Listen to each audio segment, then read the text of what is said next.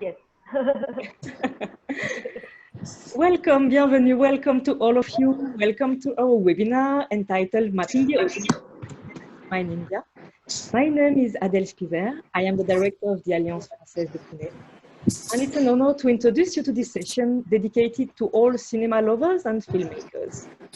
The idea of this webinar came soon after the beginning of the lockdown, while we were wondering how the pandemic would impact the film industry in India. Our discussion tonight will help us explore the situation at present for alternate films and perhaps identify the opportunities in the future. Before leaving the microphone to the moderator of this evening's discussion, Nikita Naik-Narare, I would like to briefly introduce our guests and experts who have kindly accepted to share their insight, and we are very grateful for their presence. Merci. To begin, we have Mr. Ashwani Sharma, who is the founder of Impact Films, one of the leading buyers and distributors of independent English and foreign language films in the country. He is the man behind the Indian release of Oscar-winning film Parasite in 2019. Thank you, Mr. Sharma, for being with us. Hi. Thank you very much. Yes. Mr. Cyrus Dastur is the founder of Shamiana Short Film Club, Asia's largest short film company. And he's also a respected producer, having produced a Bollywood feature film, a TV series, and 2 musical productions, Strangers in the Night and The Names Band. Thank you, Mr. Dastur, for representing the short film space in this discussion. Thank you, Adele. Thank you. Thank you. Welcome. Mr. Vaibhav is the co-founder and CEO of VKAAO, which is an exceptional theater-on-demand platform. Using a crowdsourcing platform model, it allows filmmakers to release a movie in any period cinema in India. In a year or so, more than 75 independent films have been released through this platform. Thank you, Mr. Lal, for sharing your views and thoughts on demand options. Thank you, Adele. Thank you for having me on. Let me also introduce you to Ms. Svetlana Naudiyal. She is a film curation, marketing and distribution professional with 10 years of diverse experience and a demonstrated history working within the film festival, film market, and independent art house film industry in India. She has worked with some of the best-known organizations in this space, and at present, she is Director of Content at MUBI India. Thank you, Svetlana. Thank you for representing MUBI in this discussion. Thank you. We also welcome Mr. Sanjay Bhutiani. Sanjay began his career in advertising before deciding to focus on quality film content. In 2010, he established Red Carpet Moving Pictures, an independent film production boutique. Red Carpet produced a critically acclaimed feature, Hotel Salvation, which premiered at the Venice Film Festival and was recognized by dozens of awards. Mr. Bhutiani, it's an honor to have you with us tonight. Hi. Last but not least, it's my pleasure to introduce you to Mr. Pierre Laburthe. Pierre has a rich experience in the field of cooperation and film production. In 2016, he joined the French Embassy in New Delhi as the Attache for Innovation and Multimedia. In this position, he looks after cooperation projects in the field of cinema in order to strengthen the links between the Indian and French industries. Merci Pierre d'être là. You're welcome. Hello, everybody. And now I will also say a few words about our moderator of today's discussion. Nikita is the founder of Lost the Plot, a film licensing and outdoor cinema agency based in Mumbai. Lost the Plot has hosted over 400 screenings of independent world cinema and classic Hollywood films on rooftops and at festivals. The Alliance Française de Pune has cooperated in the past with Lost the Plot, and it has always been a great pleasure to work with you. And we are really looking forward to the next screenings, outdoor screenings, when the sanitary conditions allow. Thank you once again. Thank you. Thank you once again to all guests for being here with us tonight. And of course, thank you to all audience behind the screens. I wish you a very pleasant time. Nikita, you have the floor. Thank you. Thank you so much, Adele, for those wonderful introductions. And yes, it was indeed a pleasure working with the Alliance in Pune at the rooftop. We had the benefit of screening French films every week, and we had, houseful screenings almost every week as well, which was very, very commendable to the Alliance as well as, the Pune film community.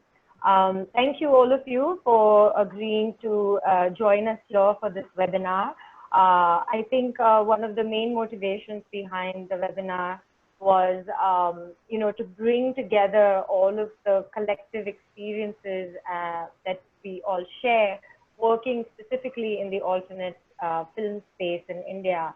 As I'm sure all of us know, it's not the easiest space to be a part of, and it requires quite a lot of grit and determination.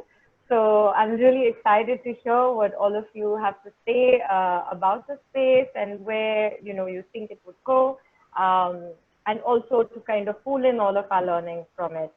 So maybe we can just kind of start off the discussion by talking about the curation angle of it, because I think that India being such a diverse country with so many different cultures, the kind of stories that you can tell here has like a really wide range.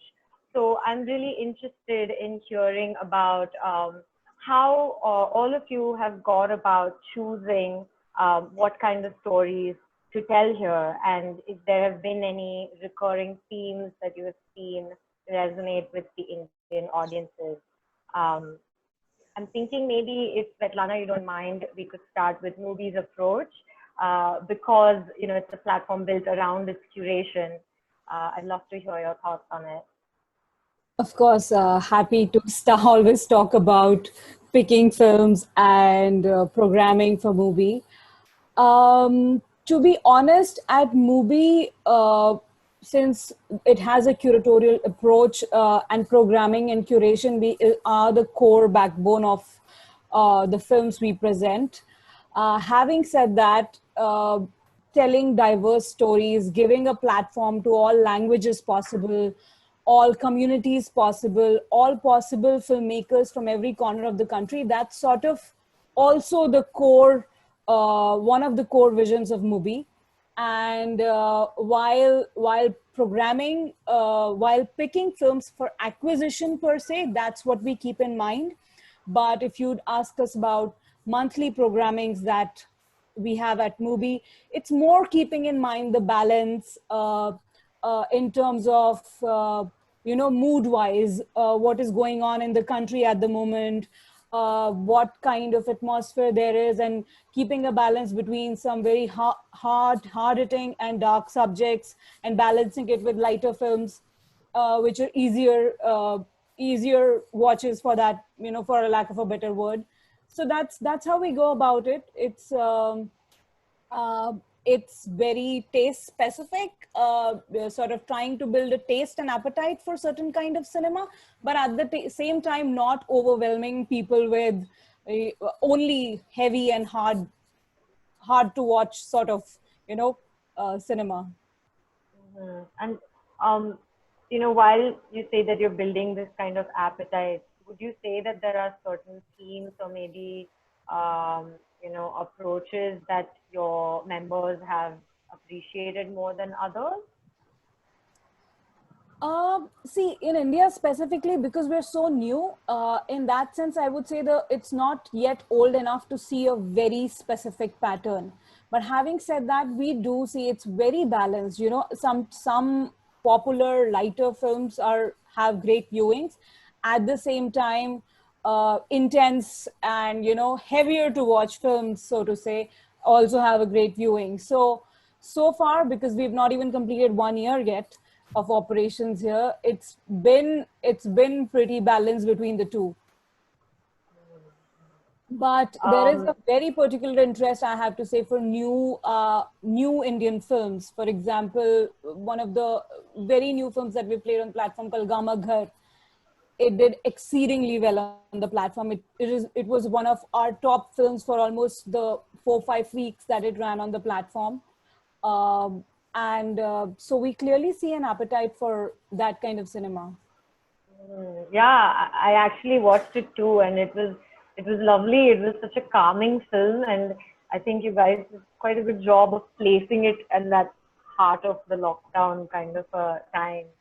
Ashwani sir, I'd love to hear your approach, because you're picking up these amazing hitting titles of world cinema, and what is your kind of approach when you're selecting films to acquire? For me, every film is a learning experience, and every film teaches me what next to pick and what next not to pick.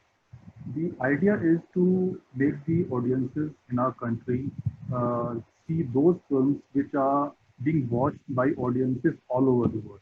So what I'm trying to do is trying to get that content to our audiences here, those who like to see those films, but are not able to have the platforms or the opportunity to watch those films. So when we pick the film, when we see the film, first of all, we try to analyze whether this will appeal to the kind of audiences which like to see these kind of films. So we are taking films which have universal themes, which have strong emotional connect within them. Then we also taken few films which are inclusive of gender. So we are trying in all the directions and see what works for this kind of audiences in our country. And the audience has been increasing year by year. Every year we are seeing more people are watching these films, they want to watch it, and since now platforms like MUBI and VKAAO are there, so I think the market is now really opening up, and this audience is growing slowly and steady. So it's a matter of time before you find more number of people talking to this kind of alternate cinema.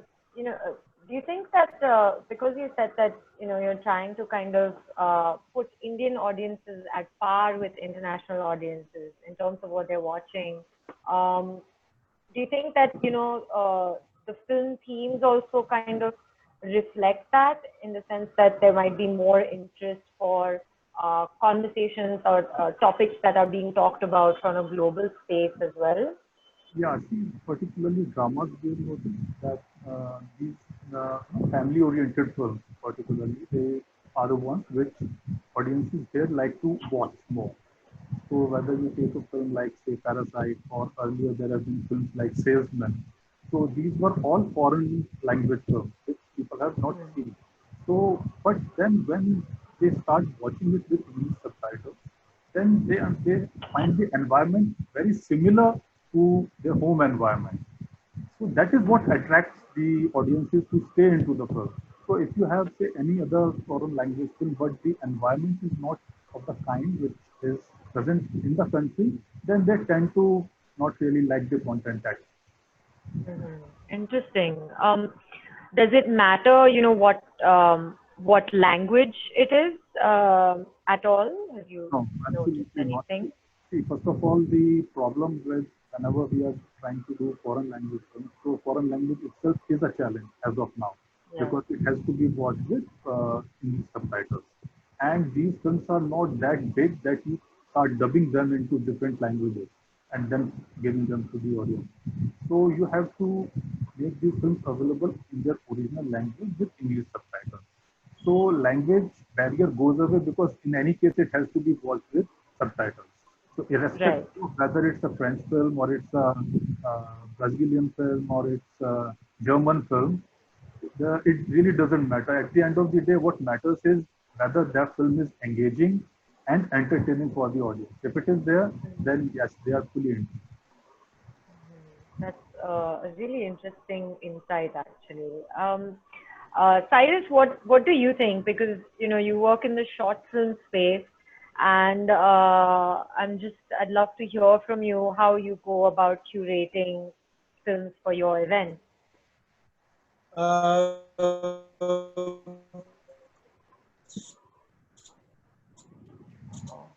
So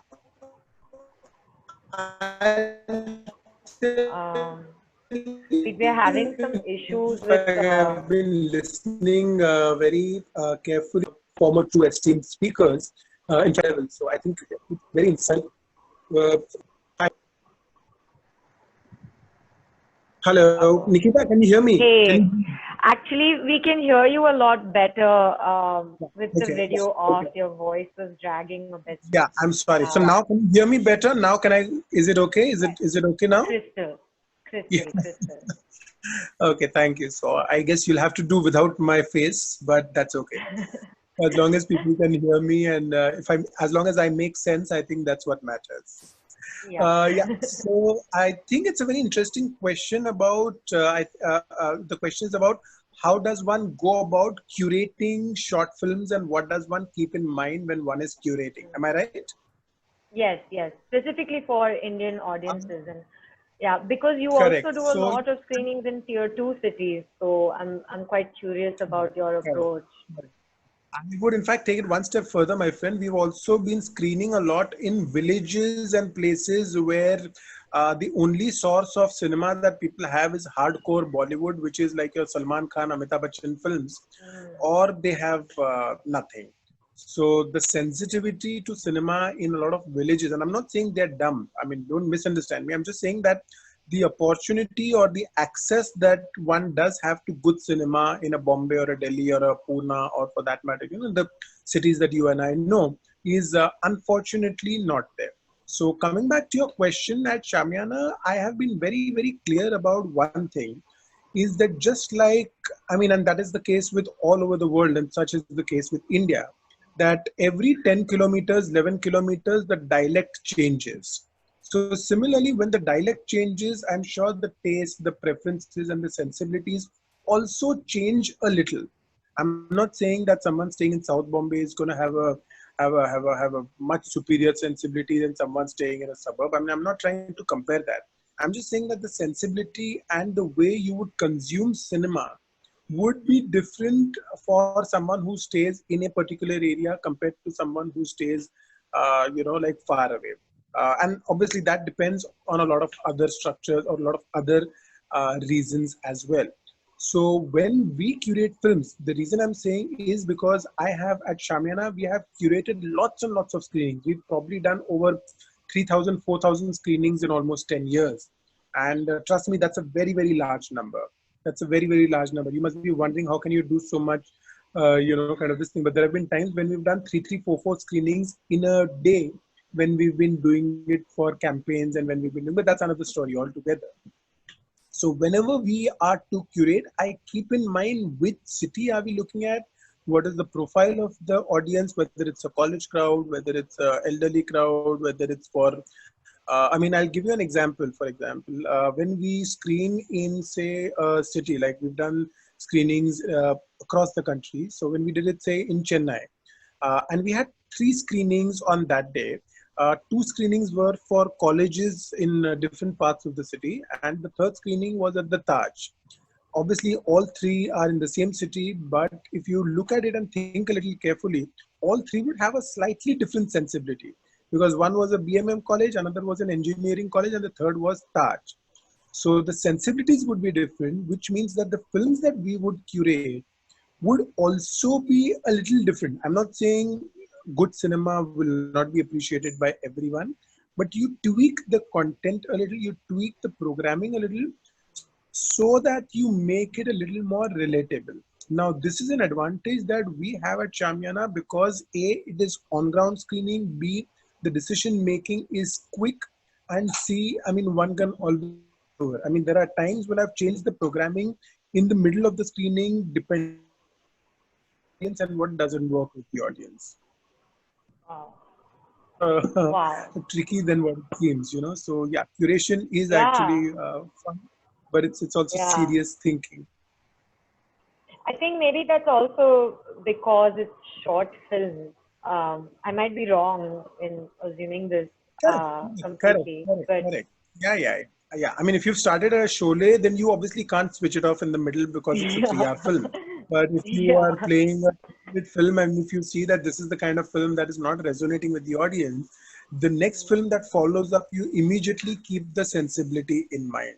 So what you're saying is bang on. When you are playing with short format content or content of a shorter duration, I mean, that is the benefit which one does have. But I guess you live and you learn. I yeah, think short definitely. films, the day is not far when short films I think the day is not far when short films will be very effectively used to map the pulse of the audience about what people are thinking and what people are going through, because cinema is a great reflection of people's moods. So if people are resonating to some kind of cinema, I think that will give you a very good idea about what the Janta is thinking at that particular point of time. Have you found any particular, maybe like themes or storylines or plot lines that kind of connect better with audiences here? So I'm glad you asked that question. I would still say that certain films, I mean, good cinema is good cinema. So there are times when the same film has worked in a Vadgam in an interior of Gujarat. The same film has worked in Gwalior, which is, by a lot of definitions, you would call it a tier 2 or a tier 3 city. I don't know what tier it falls into. And the same film has worked at the Taj Mahal in South Bombay. So if you see, all three are different kinds of audiences, right? I'm not saying one is better than the other, but different. So good cinema will always work, but I'm talking about films which have been beautiful with beautiful music, but without dialogues. So we should keep that in mind. And in fact, if I can just add one more thing, we've curated screenings in Hong Kong and Dubai as well. And the particular film that I'm talking about has also worked in these places. So I think good cinema will always have a universal language, but over and above, I think you will have to keep the local flavor and the pulse and the mood of the audience in mind when you are curating. Like if you were to ask me to curate for, say in Singapore or in Dubai, for say August 2020, for the same audience, I think the mood will be a lot different than what it was in February 2020. So the films that I would go out and select and curate would definitely be different.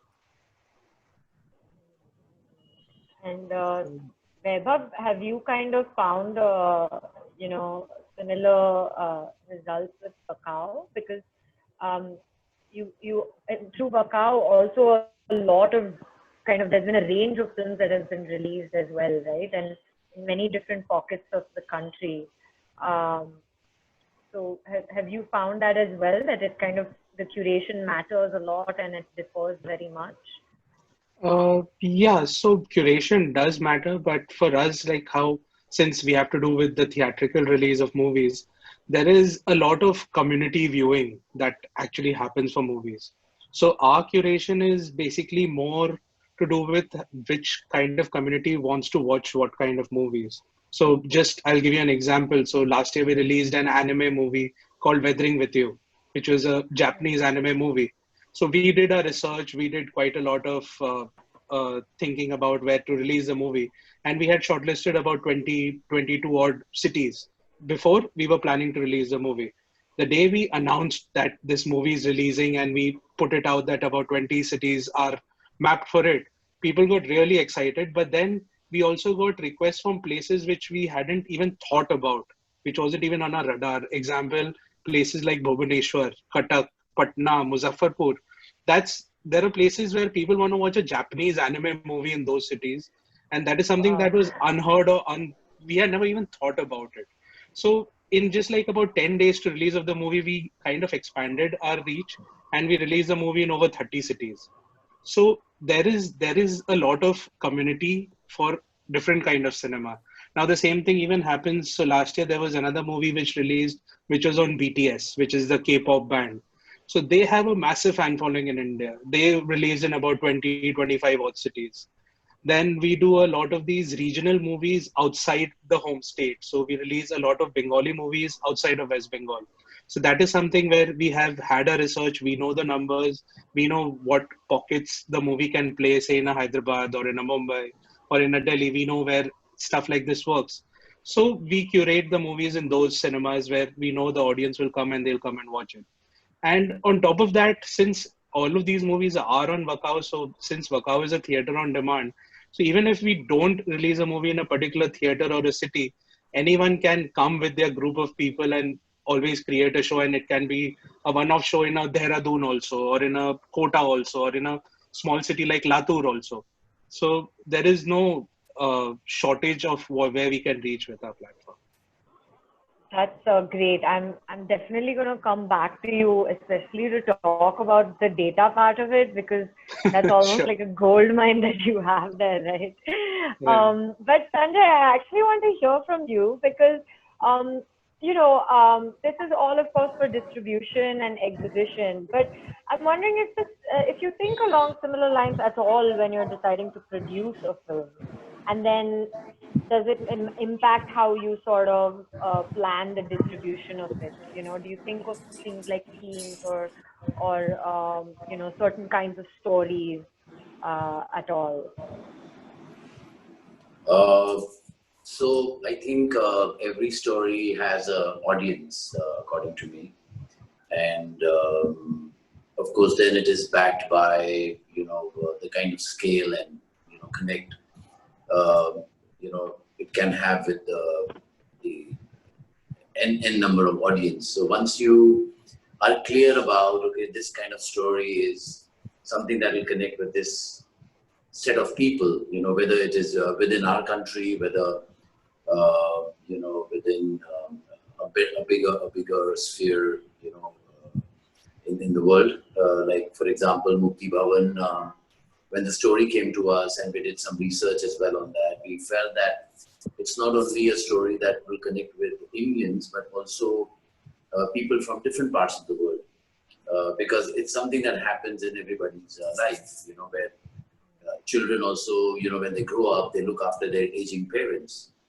And I'm right now, for example, in midst of few projects, and also have done some mass projects as well. So I think it all depends on, what kind of story is lending to it, what kind of thoughts the director, the creative team has. I don't think there is, once you've analyzed it well and you know where it can go, is when you start thinking about how do you pitch that project, how do you produce that project, and therefore how do you market that project, and the whole distribution and marketing strategy, everything evolves from all these elements that you need to understand. I actually read that Mukti Bhawan did fantastically well in Japan. It got a huge theatrical release there, and it was very well received. And I'm just wondering if that was something that you had expected at all, because it's a very philosophical, pensive kind of a story and a theme. You're thinking story kind of around death a little bit, and so I'm wondering if you had thought that would happen at all, or was it a surprise for you? So I think there are two reasons for the success of the film in Japan, according to me, or maybe one more. One was, the way the story was, that, kind of spiritually connected with the audience in Japan, they have this huge thing about Banaras, they have this huge thing about life after death and salvation and everything. And the other big reason for the success of the film, I would give it to the distributor from Japan. They actually signed the film about a year and a half before they released the movie in Japan. They worked a lot behind the scenes, picking up the right theaters, because one, there is a culture of, art house cinema in Japan, which is so well embedded. And to release Mukti Bhawan, he told us that he needs 18 months to release the film, because we're going to be in queue. There are that many films, and that much time they also need to, put the whole strategy together, to market it, to advertise it. And they came up with very interesting ideas. For example, they sent a delegation of 6 journalists from Japan, who they came to Banaras. They invited the director and the producer to Banaras, and they had an interaction with the director, producer, and the journalist from Japan. Also, they went to the Mukti Bhawan where we shot the film. They went to the real Mukti Bhavans. They took a tour of Banaras. They went on the boat rides and they saw the aartis and everything that happened. So over 3 days, they interviewed the director. They saw the place, Banaras. And they went back and really did a lot of PR around the film in Japan. And then when it released, that's why I was not surprised the way they were planning out things and the way things were laid out. And it was reviewed by many people in Japan, and it ran for about, I think, 150 days. across different centers, and so about 4.5, 5 months. So they really worked hard. I think the Japanese distributors, and fortunately, the film really connected well with the audiences. Yeah, I mean, they really got to live the film in some sense, because they got to feel it being in Banaras and, of course, meeting the director. Yeah, wow. I think that is something that's not really, heard of, not a normal practice where all the way from Japan, some, group of people come to really experience the film, the people, the location, everything, and then they go back and share their experience with the audience. Yeah, definitely. I mean, that's a really unique kind of way, I think, to possibly introduce somebody to a different culture. Because in some way, that's what a lot of, I mean, even for the Indian audiences, alternate cinema is allowing you to see a new culture and kind of experience it without leaving leaving the country or your seat, really. But that's great. Japan is a very unique story, no doubt about it. There are other territories also, like France, Spain, South Africa. There are many other territories where even United Kingdom, for example, the British Film Institute, Mukti Bhawan was the first original film they took to release. Otherwise, they released old films in their cinemas and things. So Mukti Bhavan was the first film, and they really curated it well. They put a lot of effort, lot of marketing effort, PR, pushing it, reviews. I think even in BFI did a great job with the film. They opened with over 100 cinemas in United Kingdom, so that was fantastic. That's really great. I think also in some ways maybe the fact that it was also at a lot of these very important festivals. Maybe that helped also.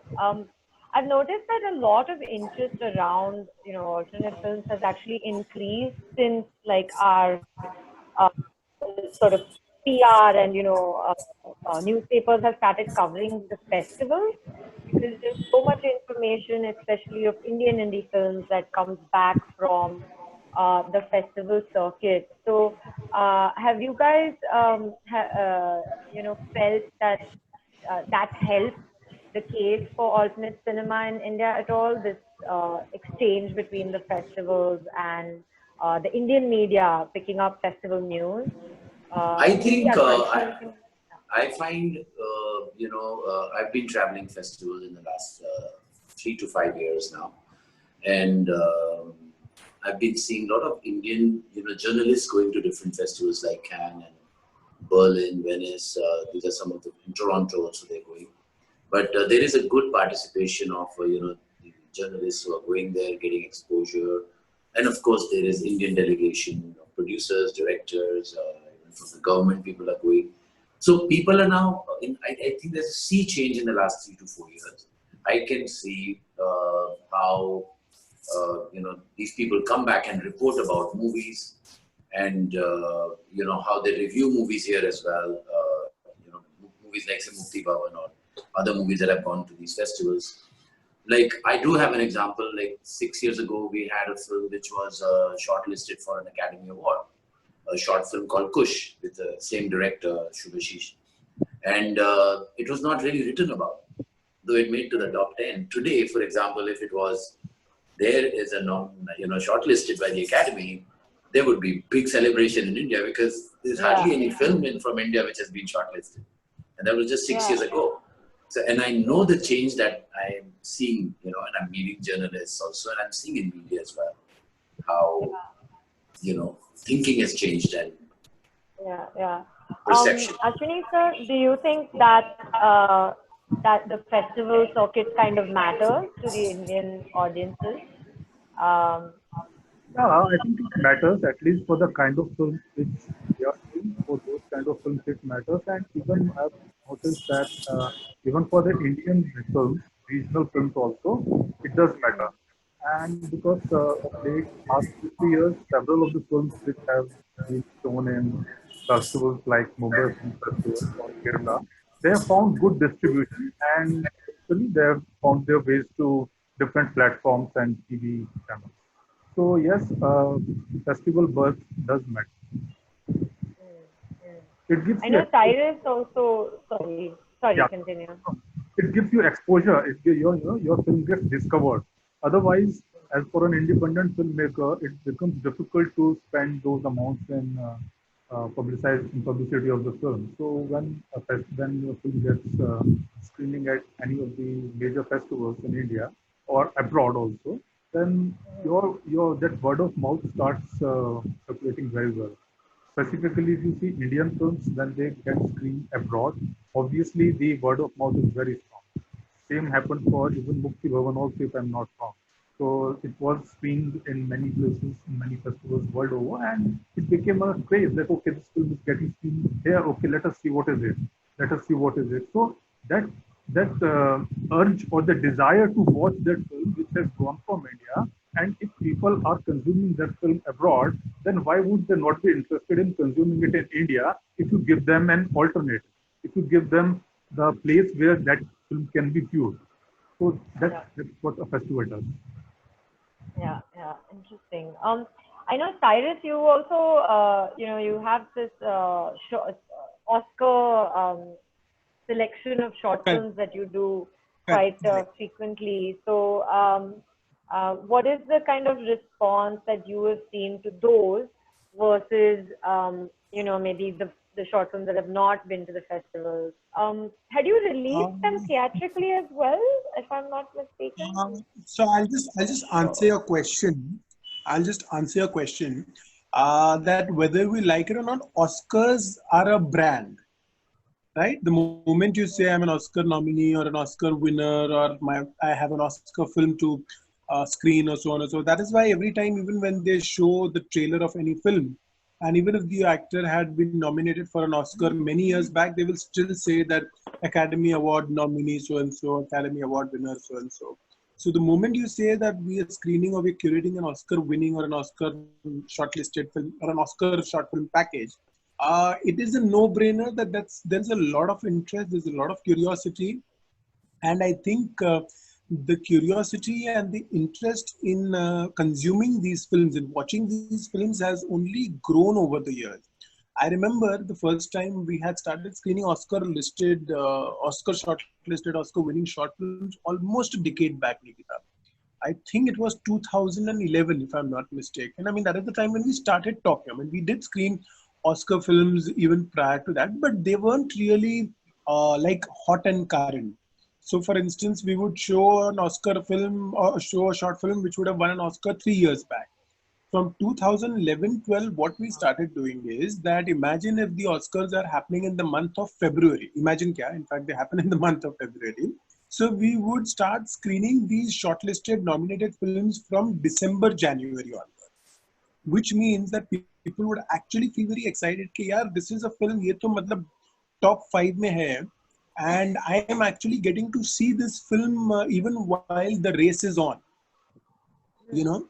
So there was this curiosity factor, and I'm very proud to say that at Shamiana we've been the only people who've been consistently over 10 years.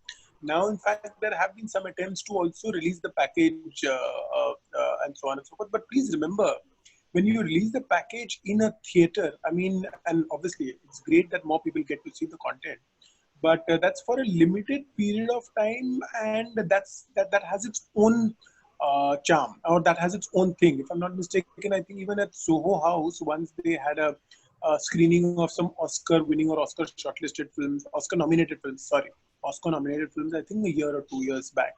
So, which is there, but the advantage with Shamiana is because we have so many touch points across the country, so we can actually quickly take these films, across the country much before the much before the Oscar ceremony happens.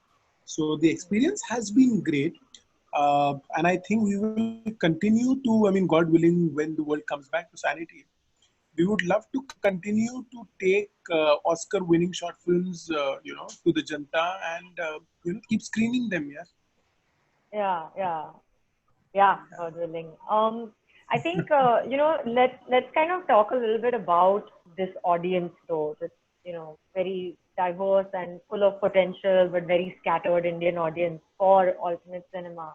I'd just like to hear, what the parameters are within which you kind of describe your target audience. Maybe Svetlana, you can tell us about MUBI's approach to this, because as an OTT platform, of course, you can access anyone with an internet connection, and a membership can essentially access. But how do you kind of define the audience when you are choosing who to target? It's very simple. Anybody who loves movies is our audience. We do not care what kind of movie you love. If you love movies, you are our audience. If you're interested in literature, if you're interested in cultures, if you're interested in anything which is, accessory to film viewing, you are our audience essentially. In terms, I really can't give you any specifics because it's as broad as that. And you think of maybe particular areas of the country, or maybe certain age groups or anything like that? Not really. We don't look at any age group per se. Area of the country, again, I would say no. Of course, there is a larger film viewing audience in the bigger cities. I guess it's more because of the word, probably the word for platforms hasn't reached a lot of places. So maybe a bigger number would be from the metros. But having said that, while playing a film, we had these two films playing, one in a language called Mishing, one in a language called Pangchengpa. Both are like unique in that sense. And obviously these are not, we don't put them in there thinking that we're reaching a person who speaks that language. We're just putting it out there because we think that that film should be seen. So yes, our audience is as wide as the net can be. That's actually a great thing about the internet, right? Anyone with a phone and an internet connection can now watch great films. Vaibhav, I'd love to kind of hear from you about this, because VKAAO has this incredible access to data from not just PVR, but also Book My Show. And I'm also very curious about how you guys approach this data. I mean, in terms of the analytics, and do you consider qualitative data at all? Things like feedback. I know, for example, MUBI, I think, is a platform. There are a lot of reviews, and I use them a lot when selecting what to watch. But I'd love to hear your thoughts on that. Yeah, so you're right. So the main thing that we have is the data. It's a gold mine that we have, fortunately, from our parent companies. So Book My Show and PVR being the biggest in the entertainment industry, we have that data and we have access to all of that.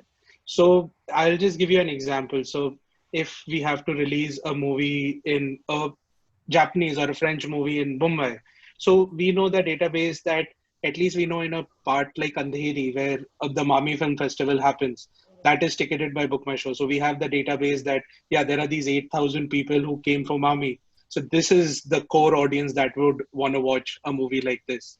And then on the similar lines, there could be another, maybe a smaller regional movie or an English movie, which could be having a theme similar to what we are releasing. So that database is also available.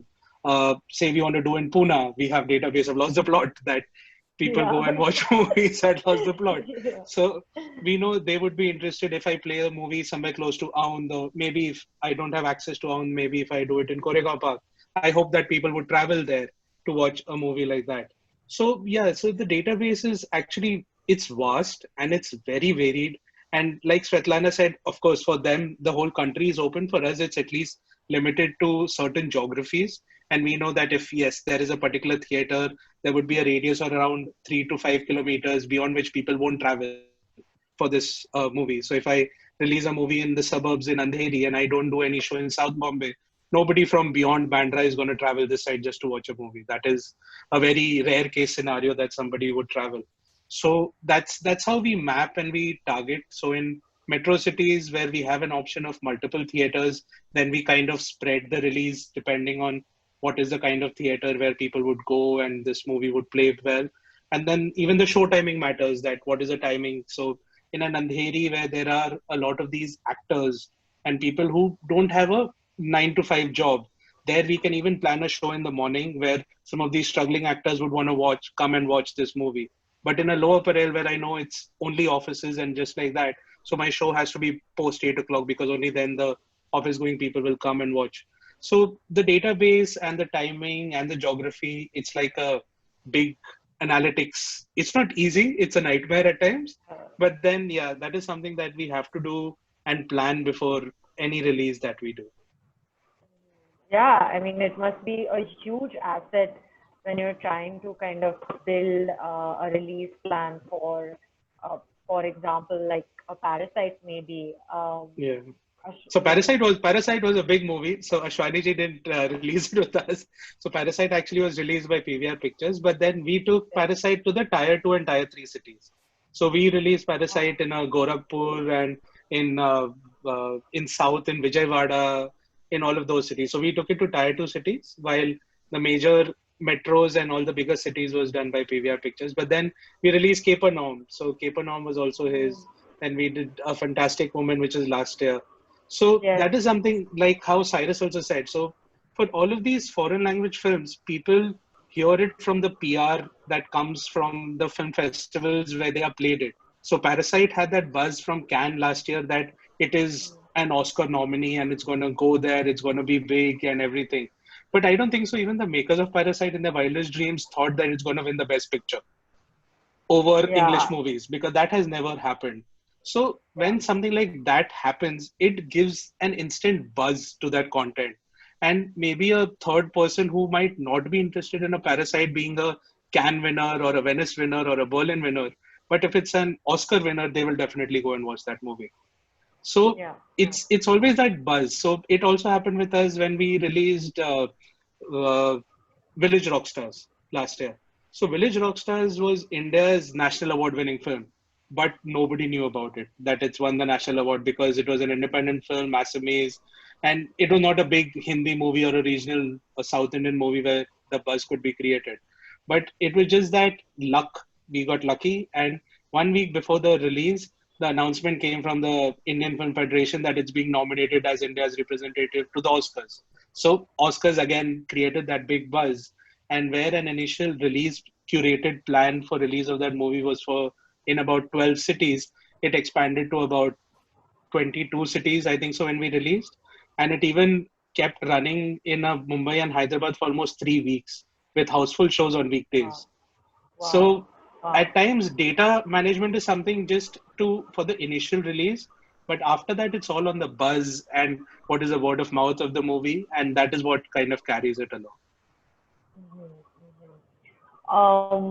I mean, I think this is my next question actually is, I'm not sure if this is relevant to everyone, but I'm very interested in what has happened to piracy. You know, it was something that in the kind of early 2000s, everyone used to talk about a lot. And now with the OTT boom, I'm just wondering, is it still relevant? Is it more relevant? I know, Ashwani sir, honestly, a lot of people I know ended up watching Parasite even way before it came out. So I'm wondering how it affects alternate film releases. Yeah, I'll take that.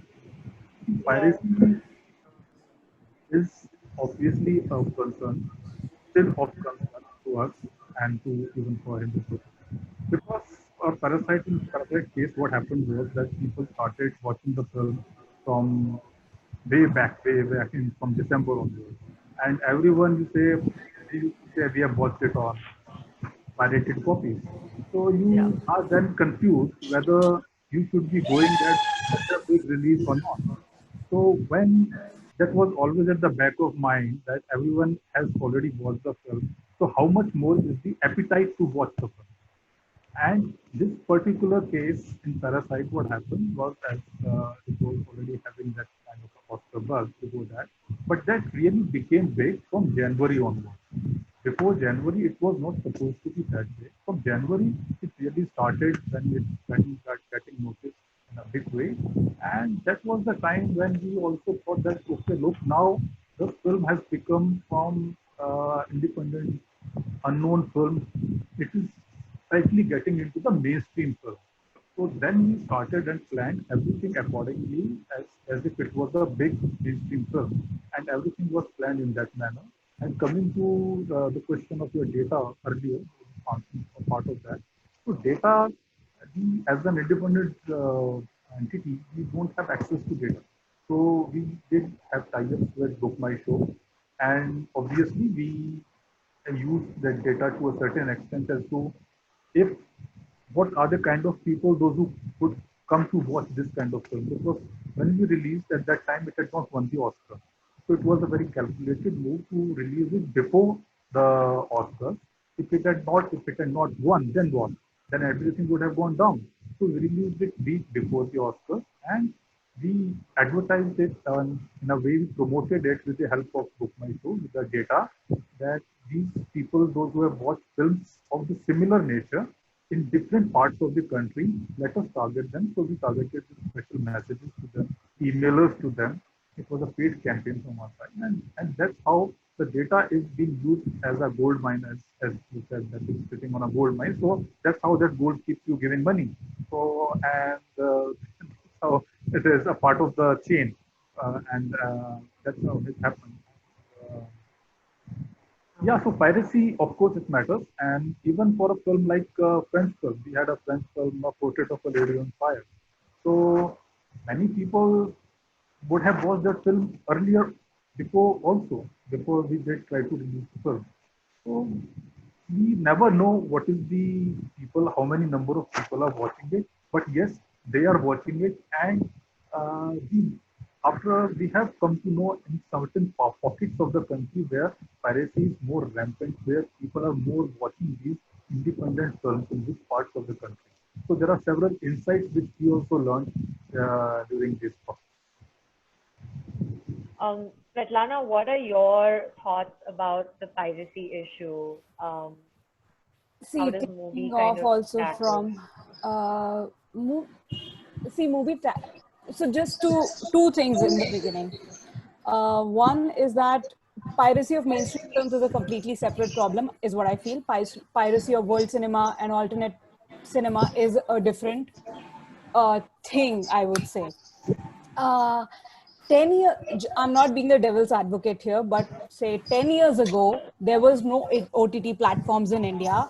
If I was a person or anybody who wanted to watch world cinema was dependent on a festival like Mami, IFFI, uh, or something like that, or a film society in their city. And that was the only time where you would watch films. That also was dependent on which films they were able to get. In that, how else, if not for piracy, would an audience for alternate and world cinema build if there weren't people pirating films off the internet Yeah, and watching world cinema? So yeah, in some ways, it's worked in our favor in India because a certain audience has grown up watching films by hook or by crook, and learning, educating themselves about cinema from the world. And now I feel with OTT, instead of it being a threat, actually it works in a better way, because I actually know of people who say that they subscribe to OTT platforms just so that they give it back now. They've pirated movies in the yeah. past, and now they want to give it back to the system, so therefore they are honest subscribers of the platforms. Yeah, that's actually exactly how I feel, because like I have access to three major OTT platforms and so many films that can't even be really bothered to go through the motions of downloading something. But I'm wondering if, like, if there have been kind of more instances, is it easier to download or like pirate films from OTT platforms, or is I that a don't concern know. for the No, platform? You can. it is Yeah. technically everything is possible. No. The Now, thing is, nowadays, actually, because the Especially with technology has Indian advanced, engineers. I remember Gulabo Sitabo released at midnight, and at 1 a.m. I had a link on Telegram that here's a pirated copy, go watch it. Wow. Yeah. no, even So Wow. technology is advanced, so anything can happen nowadays. the day, Yeah. the day Mukti Bhawan came, on Hotstar. Next day it was there on YouTube. Oh my And God. I think we like, I would say we kind of had a huge business loss on Mukti Bhawan, because in China, for example, one of the only territories we have not sold the film, because it's sold everywhere in the world. Mukti Bhawan, in specific territories it has gone. In China, it has not only been like subtitled, it has been dubbed. Wow. So it's just gone. So when our sales agents who made like really, I would say, huge, like n number of futile efforts to sell the film in China, I think everybody is seeing the film, like according to them.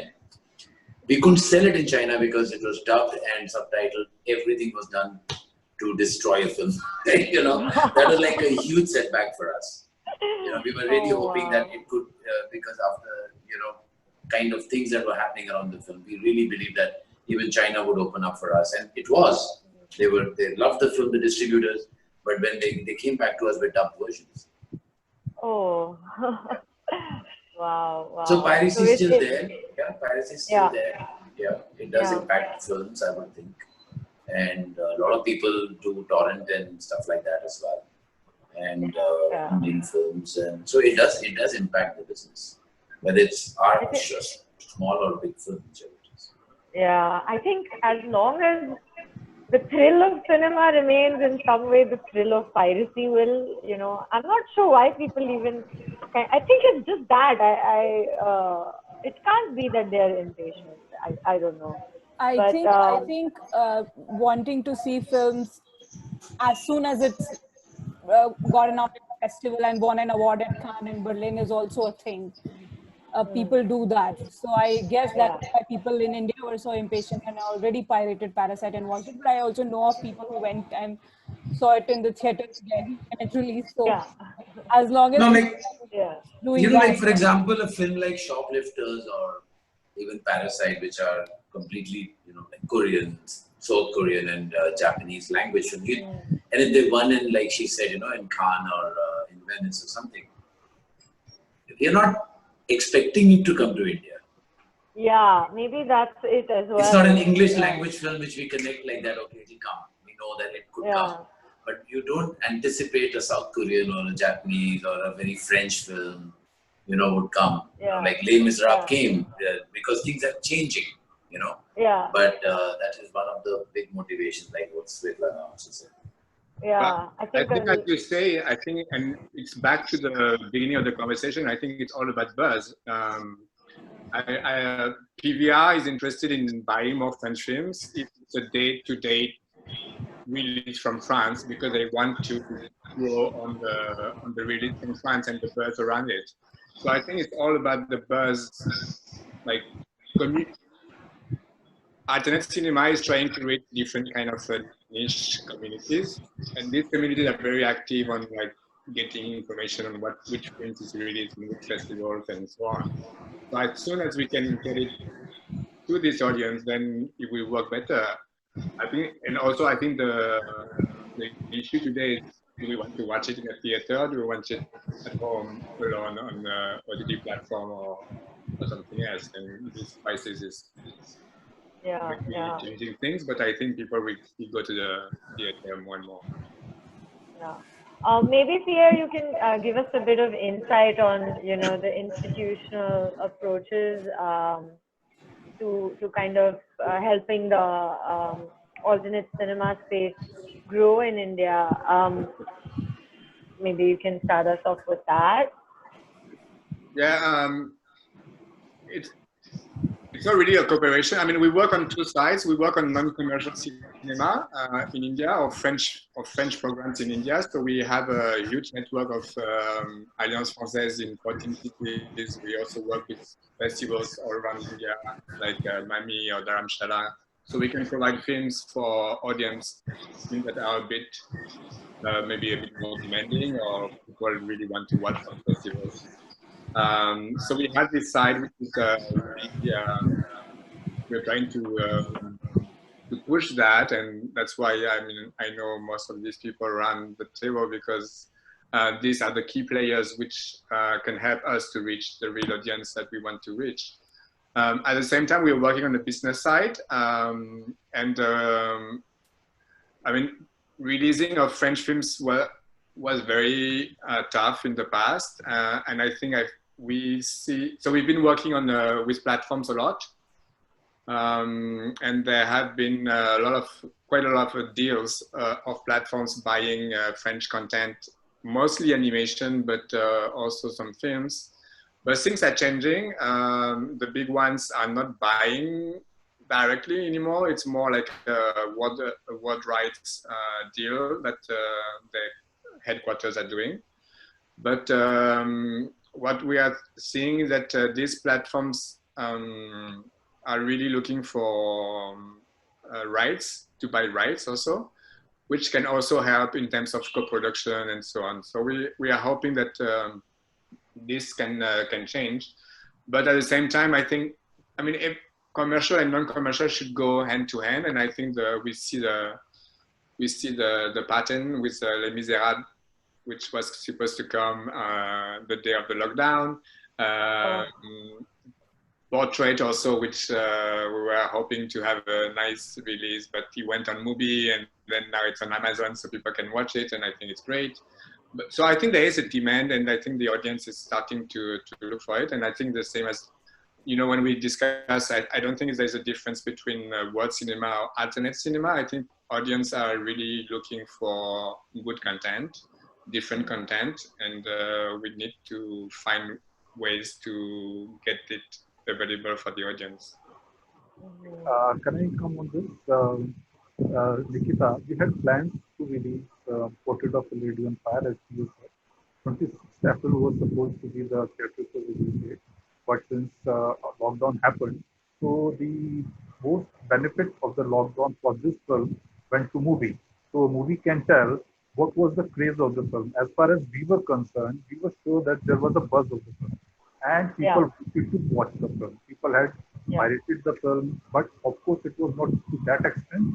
But to what extent did the film did well for MUBI? Maybe not numbers, but then Svetlana can tell whether how well it is going. Currently, it is of course on Amazon also.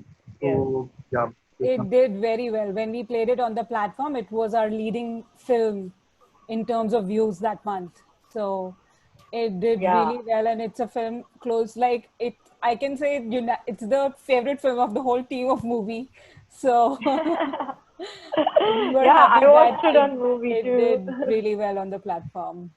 Guys, I think we are a little short on time, and we're getting a lot of great questions. So I'm just going to switch to the audience questions, if you don't mind, and we can take a few of them. Some of them are very specific also, actually. There's one here specifically for Svetlana. They're asking, do you feel the big OTT platforms like Netflix and Prime pose a threat to regional or country-specific curation platforms? I don't think so. I mean, these platforms, in their keeping in mind their own tastes or whatever programming they're going for, they do have regional language films, and I'm sorry, I think I'm not getting. Did I not get the question right? Are they a threat to the platform or to the films? To regional or country-specific curation platforms, would they be? To the smaller, I think that's the question. I don't think so. I mean, if there is a regional language platform, I can only think the top of my mind, the one that's coming to my mind right now is, for example, Hoichoi, which is a Bengali platform, which is doing very well there. So I don't think a Netflix is a competition to that, because everybody, it's a very big network of, you know, the number of people out there is outstanding, and what people know what they want to watch. So a subscriber, for that matter, you know, is very well aware on what platform they're signing up for and the kind of films they're going to see there. So I don't think a Netflix is a threat to a regional or country specific platform. Okay, interesting. Okay, there's another question here for Cyrus. Yep. What are your thoughts on COVID affecting viewer habits for on-ground screening? Very good question. And in fact, a lot of people have been asking me that. I'm sure people must be asking you too, Nikita. Yeah, I have a feeling at least for the next year or two, I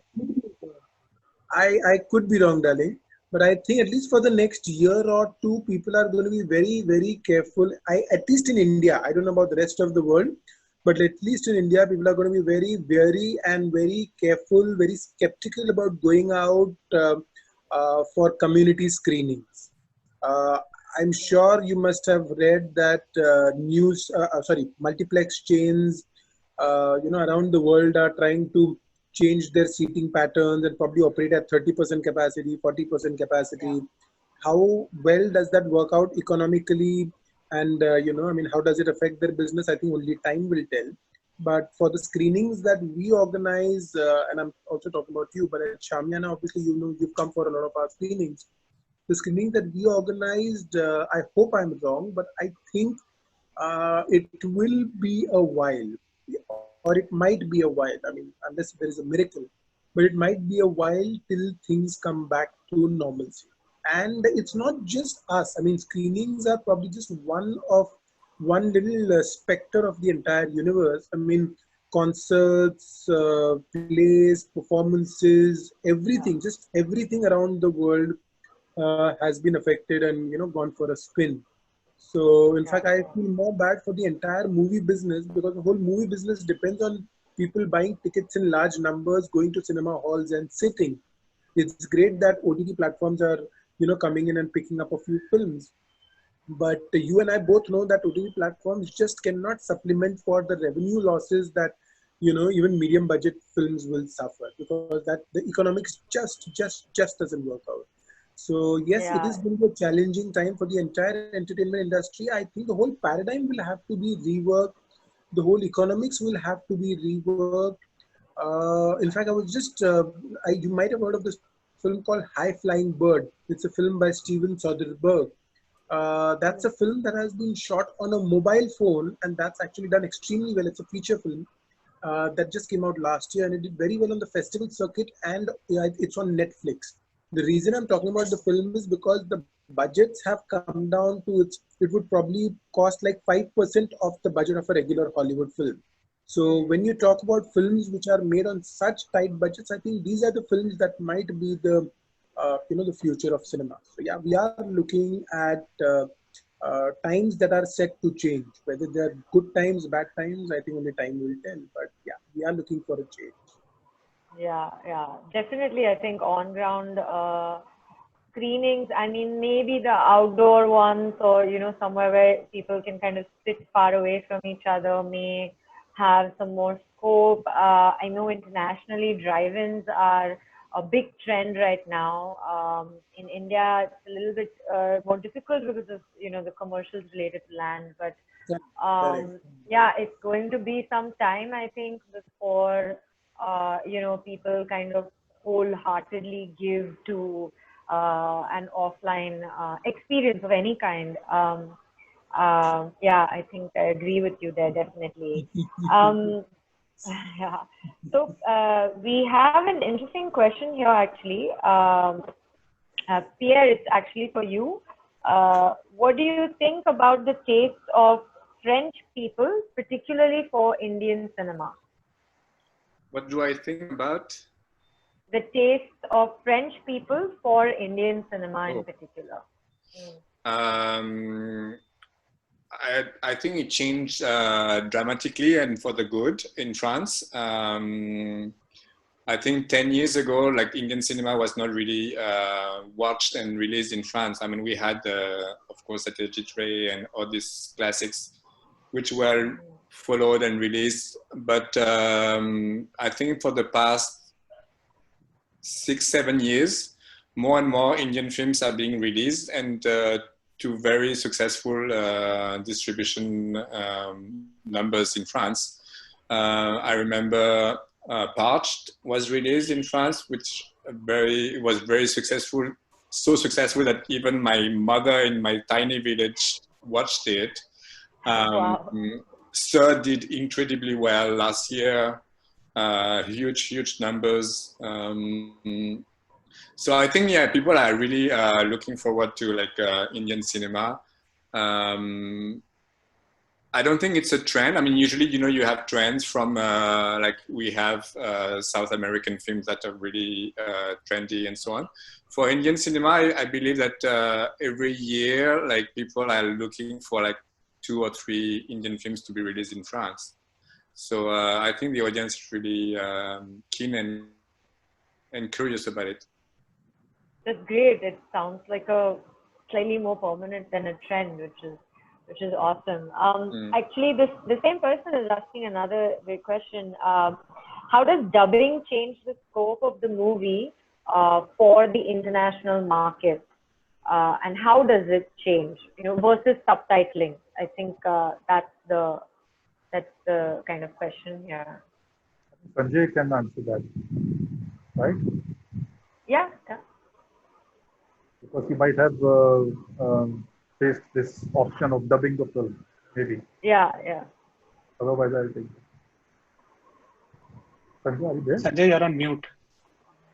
Sanjay is on mute. Yes. Okay, so I'll take that then in that case. So, dubbing, okay, Sanjay. Are we good? So I think it's very movie and market specific. We have seen in certain territories where they have dubbed the film. Like I just spoke about even Japan, and I think it was dubbed in Portuguese and Spain as well. On the other hand, in France, it had a decent release as well. But there it was, you know, it was subtitled.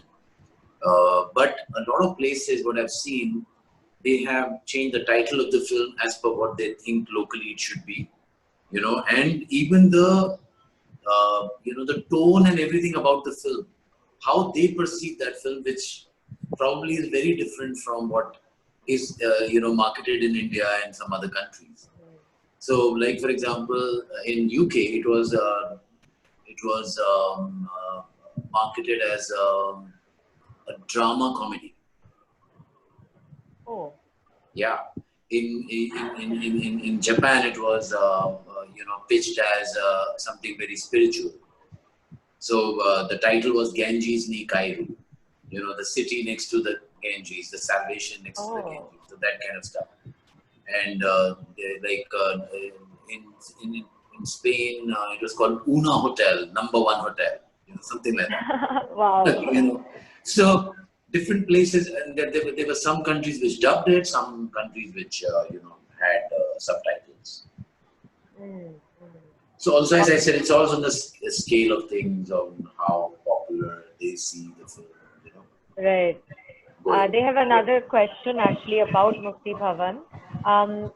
It is released in the Venice Biennale College Cinema section. Yes. What does the section imply, and how do you choose which category to submit a film in? So it is a once-a-year program where, you know, anybody who's a first or a second-time filmmaker, they submit their you know, story and certain other aspects about the film, and it has to be a producer-director team together, which has to pitch the project, send it online and submit it. When we submitted that time, I think there were about 600-700 stories that went, and they selected 20 to start with, or 16 to start with, and then it narrowed it down to 3, plus 1 Italian film. And now I believe there are more than 3,000 films a year or more is being. So it is open to any filmmaker who's making a debut, or it's her second film, and from anywhere in the world. But you have to have a producer attached to the project, and then you have to make it in the budget that they provide you. Which we did, which they didn't believe, but we did. So they didn't believe in the sense in a positive way. They saw that the production values of the film were really good. So anyway, that's not something that I need to discuss on this question. But it is anybody who's a first or second time filmmaker, has an engaging story to tell, attached a producer with it, and you can submit and pray that it gets selected. It's a great program to start your life with, and become bigger and much bigger now. No, there have been like 2-3 very good films that have come out from Biennale College Cinema, premiered in Venice. It just felt like it was in main competition. Like we also won an award there, which we didn't expect. Wow! Congratulations! It sounds very, very useful and constructive, but also very competitive. So. It is very competitive, trust to you me. Guys. Yeah, but it's amazingly energizing. It's a fantastic, I think, platform for any young filmmaker. It's a great platform. You learn so much from there. Even for a producer like me, I learned a lot. And of course, the filmmaker, he got a lot of good contributions and support from the Biennale College. That's great. So we're just gonna do 2 more questions before I let you guys go. Both of them are very interesting. I think this actually might be very, maybe Ashwani sir, you can tell us about this. Is there a visible difference between the audience's interest for foreign language films versus Indian regional content? Both kind of require subtitles for a majority of the viewers. But have you noticed a difference between the 2 categories in terms of audience approach? Audiences, when you're saying for regional film, for that particular regional language, obviously it's a local film for them. So it's not really doesn't matter for them. It's their own language in which they are watching. When it comes to people, those who don't know that particular regional language, or versus international language. This is international language. I've seen in India there's a slight preference to watch foreign films more in comparison to regional films. Someone would not like to watch a Malayalam film with English subtitles. He would in fact go and watch a French film with English subtitles. So that's the difference, cultural difference, or what difference you can say, in the sense that people would like to learn a little bit more about a foreign culture rather than knowing about the culture of any other regional languages of our country. But having said that, after the films are coming on OTT platforms, any Tamil, Telugu films are also being consumed by non people, those who don't know that particular language, but they're still watching them with English subtitles. And this is true for Tamil films, Telugu films, and Malayalam films, also like Chola and all these films, Super Deluxe, etc. So these are so people are watching these films on OTT platforms, but certainly not in theater. But for foreign language films, they can watch in theater also. But if I don't know if I don't know the regional language, I am most unlikely to go and watch a film in theater. But if it's a foreign language, I will go. Or when I say I mean majority of the people. That's really interesting insight, actually. So we have a really good last question. It's just going to be open to the floor. Hold on. Okay. So the person is asking, not everyone can access the major OTT platforms, and you often have to kind of pick between one or the other. what if all platforms come under one roof? Is that possible? Is that, yeah. They are all Just open to everyone. They are all under one roof under Amazon Fire Stick. You can watch all of them. I don't know if Svetlana would agree with that, but you still have to subscribe to all of them separately. Yeah, everything is there on your smart TV and Amazon Fire Stick and Chromecast, but you'll have to subscribe to each one separately. I'm sorry. I think we had a very clear strategy in our mind where we wanted to be, and we premiered it with a combination of Star Gold Select and Hotstar is one team, and Netflix on the other part. And we just went with that clear vision, clear strategy as to this is what we want to achieve, this is how we will achieve it, and we got lucky as well. Of course, there were 2-3 platforms asking us where they wanted Mukti Bhawan, but we were pretty happy. We knew that this is what the strategy should be. So, and we were lucky, we got it. Yeah. Okay. I think that's all the questions, the great questions that I can see here. Thank you so much to all of you. I think this conversation could just go on for hours. Maybe there's so much to dissect, but I'm not going to do that. I'm not going to take everyone's time like that. But thank you all of you for really sharing your knowledge and your expertise. I hope that it's been kind of insightful for you guys as well. And that beyond COVID, post-COVID, we would be able to kind of pull our resources together, because I think it's going to be quite a tough time. I hope I'm mistaken, but for alternate films to kind of get back, especially on the on-ground stage. But yes, thank you to everyone for being here, as well as Nikita and kudos to you once again for putting this together and getting all of us together on this lovely Tuesday evening. Yeah, I think you deserve a round of applause from all the lovers of alternate cinema, my friend. Thank you, Cyrus. But it was also a lot of Pierre and Peony. Thank you to the Alliance Française for